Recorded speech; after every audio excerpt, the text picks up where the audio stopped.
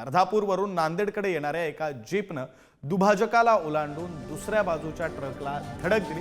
नांदेडकडे येणाऱ्या जीपची डिवायडर ओलांडून धडक बसलेली आहे। धडकेमध्ये जीपमधले 7 प्रवासी गंभीर जखमी सुद्धा झालेले आहेत। या धडकेमध्ये जीपमधले 7 प्रवासी गंभीर जखमी झाल्याची माहिती आहे। तर पिंपळगाव महादेव पाटीजवळ झालेल्या या अपघातातील जखमींना नांदेडच्या सरकारी रुग्णालयात उपचारासाठी हलवण्यात आले।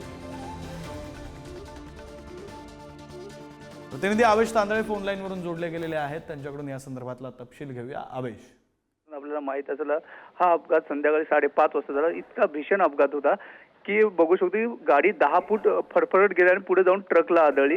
डिवायडरला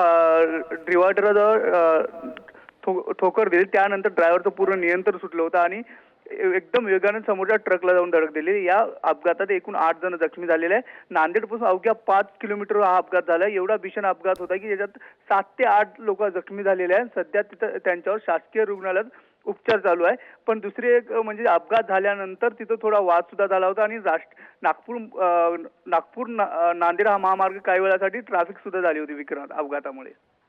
बरं, धन्यवाद आवेश दिलेल्या या सगळ्या सविस्तर तपशिलांसाठी। तरी दृश्य आपण पाहतोय पुढारी न्यूजच्या टीव्ही स्क्रीनवर।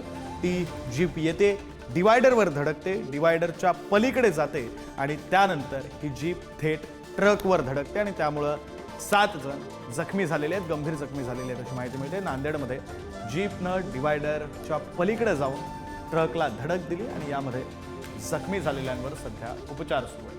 डिवायडर ओलांडून ट्रकला जीपची धडक बसली आणि यामुळे जखमी झालेल्या नागरिकांवर सध्या उपचार सुरू आहे। नांदेडकडे येणाऱ्या जीपची डिवायडर ओलांडून ट्रकला धडक बसली।